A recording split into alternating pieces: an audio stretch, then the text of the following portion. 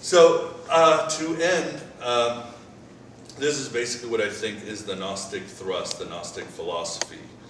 This is William Blake, again, the great Gnostic sage. I must create a system or be enslaved by another man's system. I will not reason and compare. My business is to create.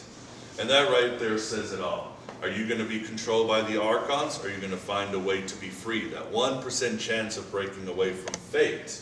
Are you going to be like we are in this world, or are you going to try to emulate the mind of God? Whatever the mind of God is, this idealistic computer, this great mind that is perfect or maybe broke down, and by you creating, by you inventing, by you creating your myth, you can in essence restore the universe. The Kabbalists, well, it's not even the Kabbalists, in the, there's a Jewish saying, what's the name? It's not the Torah, what's the book after? The Talmud, that said God needs us as much as we need Him. God created the universe, but we're the ones that give it meaning. We're the ones that sustain it.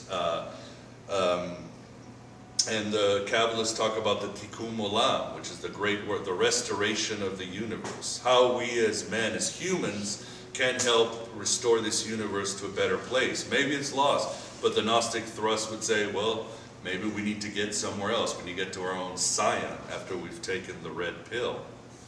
And in my show, AeonByte Gnostic Radio, I always say every week the same thing. And that is, write your own gospel, live your own myth. Because that's what the Gnostics did. They kept writing their own gospel. They found their version of Jesus that better suited who they were as individuals, and they ran with it.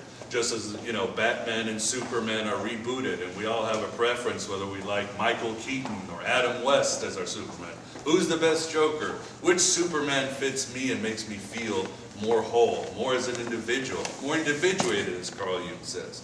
And like I said, you got to live your own myth, because if you don't, somebody else is going to write your story.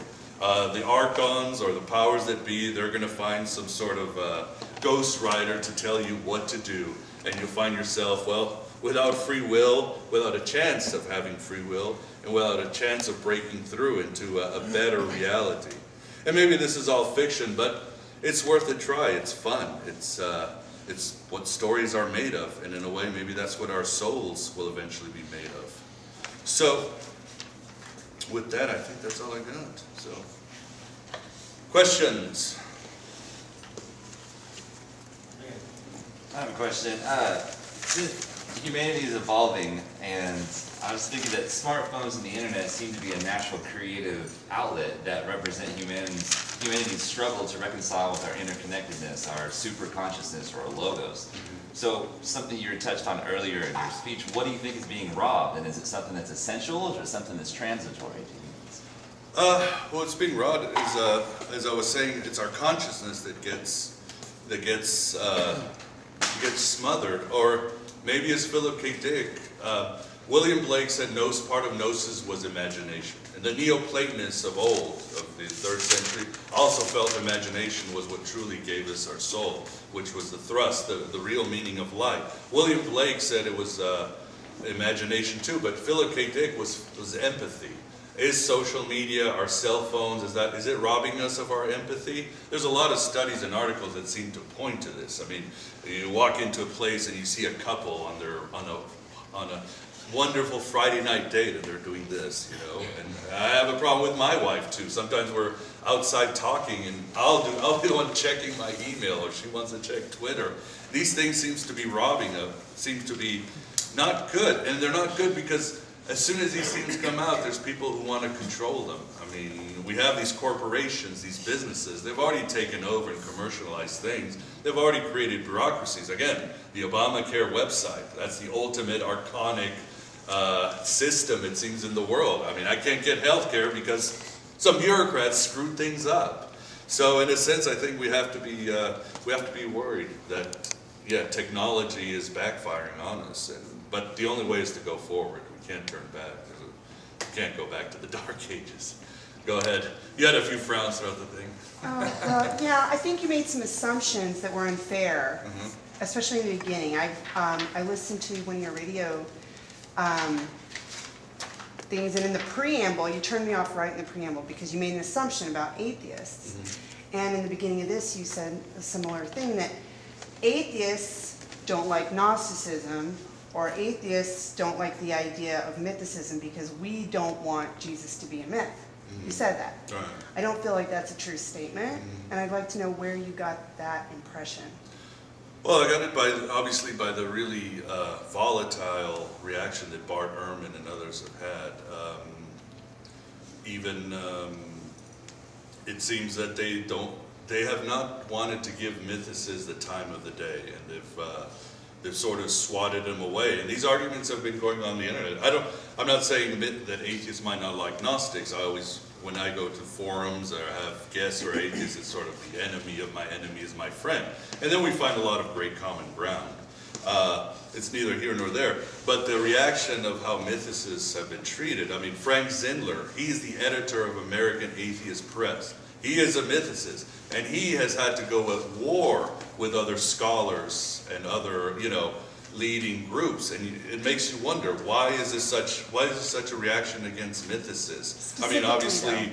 Specifically, though, what is it that why would an atheist not want Jesus to be a myth? I don't understand that, because that's not true of me. Because if not, then you don't have a place to fight. You need a battleground. If not, everybody just walks away. I mean, you got to sell books, you got to make money, there has to be an enemy.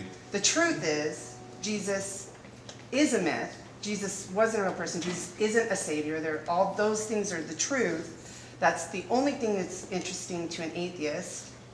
So I don't understand how that equates with what you're saying. Because I see us as being a huge ally of what you're trying to say, except for the fact that right in the beginning you made us not an ally. Right.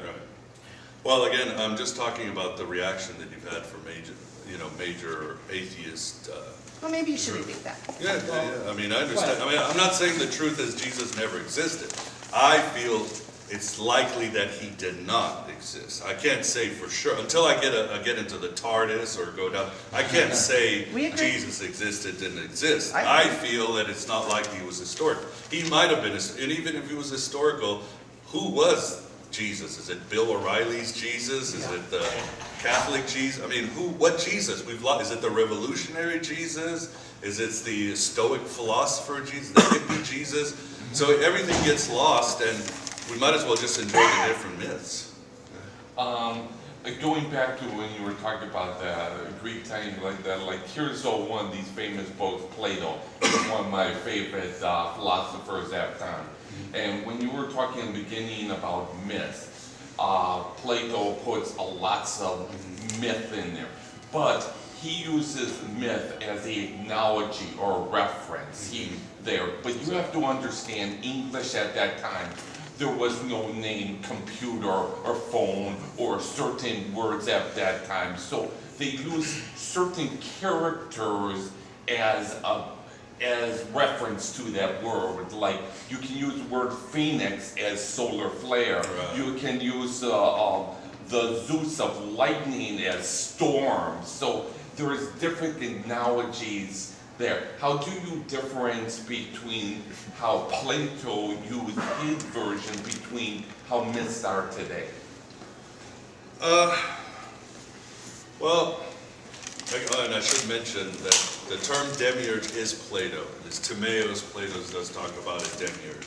The Gnostics, again, just rebooted the demiurge as a sort of insane god who created the universe. Again, very much, I like to think of the myths of Lovecraft, where the old ones are these giant monsters. That's sort of how the Gnostics describe the archons.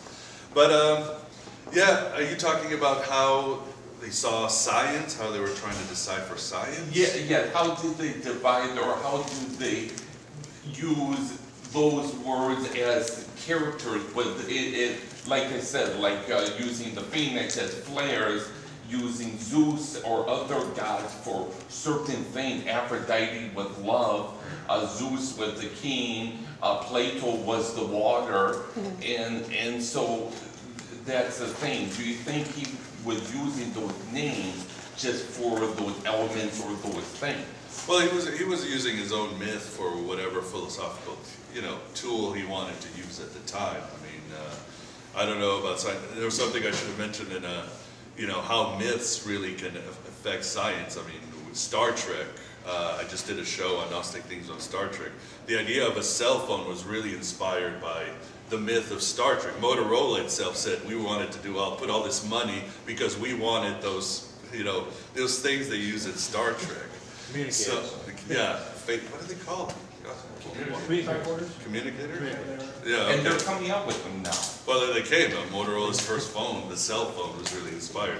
QuickTime, it was an Apple executive that saw something on a thing, Babylon 5. Now That- lifesavers are What coming. he said though is really interesting. The word I think you're looking for is a trope.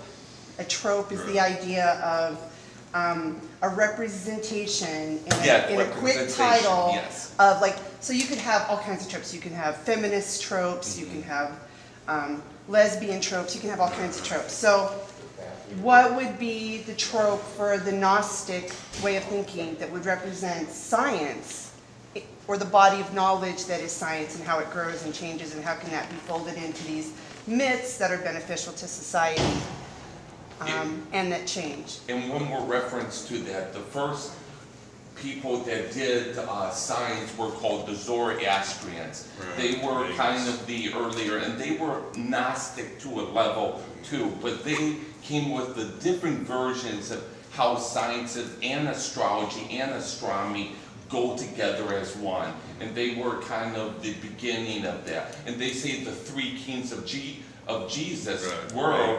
Zoroastrians Right, and right. stuff. Well, I think when dealing with Gnosticism, I don't think you could get into science except into psychology and depth psychology. That's really their trope, the idea that they really were mining the different levels of humanity and the different personalities and so forth. Science didn't factor in? Well, science as they knew them, but again, their idea of psychology is really what they're the forerunners for. Really their great influence that we have today, and again, art too. How we see art today and the great arts of our time. But yeah, I would say yes, psychology as far as I know.